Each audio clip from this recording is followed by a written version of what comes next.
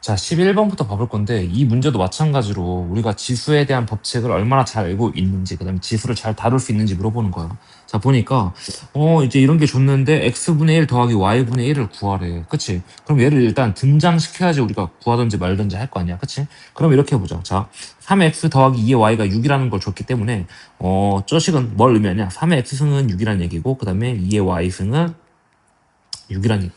로그를 배우면 우리가 이제 x하고 y가 뭔지 직접 구할 수도 있지만 지금은 그냥 지수 처리를 한번 해볼게. 그럼 이거 식을 어떤 식의 처리를 우리가 할 수 있냐? 자, 등식이란 건 양쪽의 숫자가 똑같다라는 얘기야. 그렇기 때문에 양쪽에 똑같은 지수승을 해도 변하지 않는다. 그치? 그렇기 때문에 식을 어떻게 변화시킬 수 있냐? 3은 6의 x분의 1이다 라는 이 변화를 알고 있어야겠지. 그치? 그럼 밑에도 마찬가지로 2는 6의 y분의 1승이다 라고 할 수 있겠네. 그때 더하기지. 그치? 그럼 이거 등장시키려면 어떻게 하면 돼? 곱해주면 되겠네. 6의 x분의 1 곱하기 6의 y분의 1승은 얘가 얼마야? 6의 x분의 1 더하기 y분의 1인 거지. 그리고 실제 이 숫자는 얼마야? 6의 x분의 1이 3이었고 얘가 2였으니까 3 곱하기 2는 6 되겠네. 그치? 그럼 x분의 1 더하기 y분의 1은 밑이 똑같고 지수 부분이 같아야 되니까 1이라고 할 수 있겠네. 그치? 이런 식으로 식의 변화를 할 줄 알아야 된다. 자, 그 다음에 이제 97번 같은 경우도 근데 여기서 하나만 조금 더 설명하면은 여긴 지금 이렇게 6이라고 줬잖아. 그치? 혹시 만약에 6이라고 안 준 경우에는 니네가 직접 이렇게 K다라고 숫자 만들어서 하는 것도 되게 중요해. 알겠지? K라고 한 다음에 3은 K의 X분의 1 뭐 이런 식으로 변환하는 거지. 자, 97번 볼 건데 자, 97번도 되게 비슷해. 이 X승, 7의 Y승 이런 지수에 관한 게 주어져 있고 이 식을 만족시켜야 된대. 근데 보니까 X, Y, YZ 이런 거 만드는 거는 조금 까다롭잖아. 그치? 근데 왜 까다롭냐면은 양쪽에 막 Y승을 해줘야 되고 막 이렇게 하니까 조금 불편할 수도 있단 말이야. 물론 할 수 있겠지. 그치? 자, 그래서 여러 가지 방법을 한번 해볼 건데 자, 첫 번째 방법은 뭐냐면은 내가 얘를 양쪽을 X, Y로 한번 나눠줘 볼게. 그럼 2라는 숫자는 자, 여기 XY로 딱 나눠준다는 얘기는 XY분의 YZ, 그 다음에 XY분의 ZX야. 그러면은 계산이 어떻게 되냐면은, X분의 Z, 그 다음에 더하기 Y분의 Z 이렇게 딱 되는 게 보일 거야. 그치?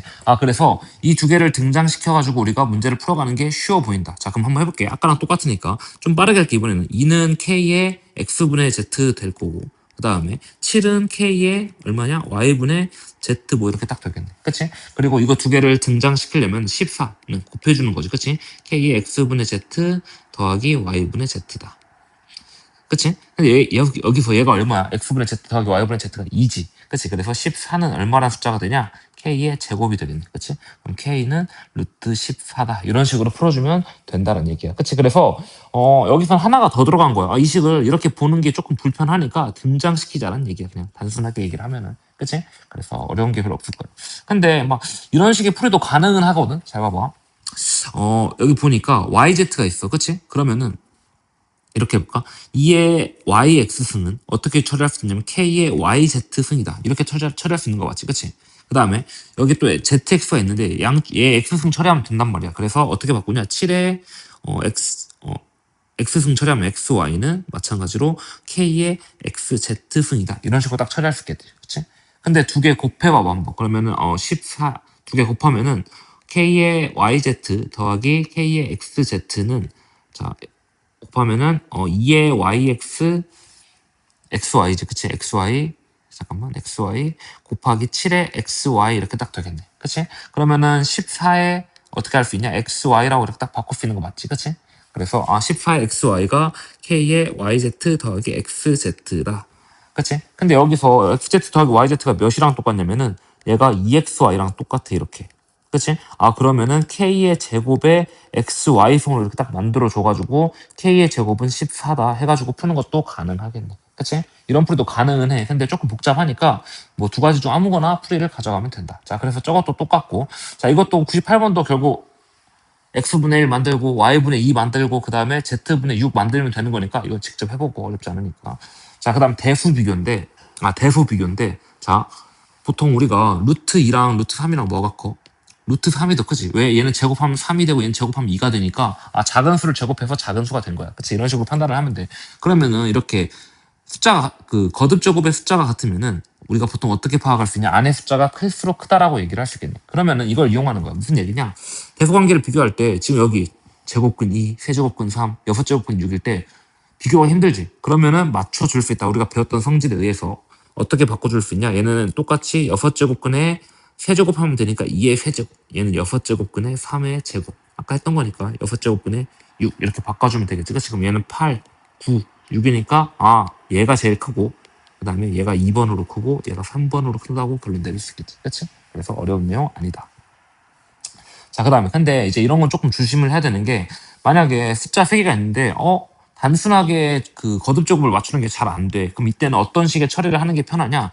A 빼기 B를 통해서 얘가 양수면은 A가 크다는 얘기고 음수면 B가 이제 크다는 얘기거든. 그래서 A와 B 간의 크기를 정하고 B와 C 간에도 이제 크기를 정하고 이런 식으로 정보를 하나하나씩 모아가지고 최종적으로 결론을 내린다는 얘기야. 무슨 얘기냐? 만약에 내가 A가 B보다 크고 B가 C보다 커. 그럼 최종적으로 우리가 어떻게 적을 수 있어? C보다 B가 크고 B보다 A가 크구나. 이런 식으로 결론 내릴 수 있잖아. 그치? 그래서 이걸 가지고 우리가 숫자를 정한다는 얘기야. 그럼 하나씩 해볼게. 먼저 A 빼기 B 한번 해볼까? 나도 이제 뭘 먼저 해야 될지는 몰라. 그냥 감으로 하는 거야. 자, A에서 B를 빼면은 마이너스 세제곱근의 3. 그 다음에 빼주면은 더하기 루트 2 이렇게 딱 되겠네. 그치? 그럼 이거 두 개 크기 비교를 알아야 될 거 아니야. 그치? 세제곱근의 3은 6제곱근의 3의 제곱이고 얘는 6제곱근의 2의 세제곱이니까 뭐가 더 크겠어? 얘가 더 크지. 그럼 이거 딱 봐도 뭐야? 이거 0보다 작겠네. 그치? 그래서 우리가 어떤 결론을 얻을 수 있다? B가 A보다 크다라는 결론을 하나 얻었네. 그치? 이번에는 B랑 C 해볼까? 자, B랑 C도 한번 계산해보면은 자, B 빼기 C를 한번 해볼게. B 빼기 C를 하면은 얼마냐면은 4제곱근에 4제곱근이 아니네. 5제곱근에 세제곱근 5제곱근이 난다. 5 곱하기 세제곱근에 이렇게 3이 5개 존재하는 거고 그 다음에 빼주면은 또 얼마냐? 마이너스 5 곱하기 루트 2 이렇게 딱 되겠네. 그치? 그러면 어떻게 적을 수 있냐? 5로 묶어주면은 세제곱근에 3 빼기 루트 2야. 근데 이거 우리가 위에 했던 거네. 그치? 딱 봐도 세제곱근에 3이 더 아까 크다라고 우리가 결론을 지었었지. 그치? 그래서 이거 양수네. 그러면 뭐가 더 크다? B가 크다 C보다. 그치? 그래서 이런 결론을 얻었어. 그러면은 A도 B가 A보다도 크고 C보다도 크네. 그럼 A하고 C를 직접 판단해야겠네. 그치? 이러면 이제 전략을 잘못 선택한 거야. 근데 하지만 다 해보면 되는 거지. 그치? 그래서 A 빼기 C 한번 해볼까? 자, A 빼기 C 한번 해보면은 일단 B가 제일 크다라는 건 확인이 됐어. 그치? A에서 C를 빼면은 4개의 세제곱근 3. 그 다음에 마이너스 3 곱하기 루트 2 이렇게 딱 되겠지. 그치? 마이너스 4 곱하기 루트 2네. 빼기 C니까 그치? 빼기 4 곱하기 루트 2. 그럼 얘도 이제 결론 바로 딱 보이지. 그치? 얘는 4로 묶어주면은 위에 거랑 똑같이 딱 나오거든. 그럼 얘도 뭐가 더 크다는 얘기야? 양수니까 A가 더 크다라고 되겠네. 그치? 그럼 B, A, C니까 이제 가장 큰 수랑 가장 작은 수 확인됐으니까 나머지는 직접 해보도록 하자. 그치?